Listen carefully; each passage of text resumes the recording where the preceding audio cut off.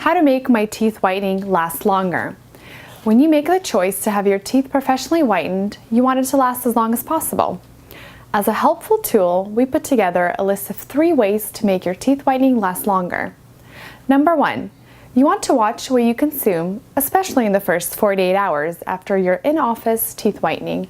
Stay away from colorful greens, berries, and red meat.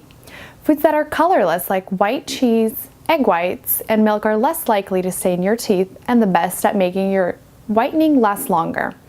Number 2, limit the exposure of the staining liquids to your teeth. The best thing you can do is stay away from dark liquids for at least 48 hours.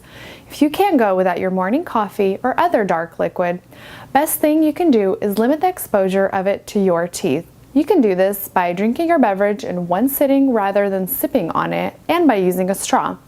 Number 3, smoking cigarettes stains your teeth, so refrain from smoking at least 24 hours after your teeth whitening.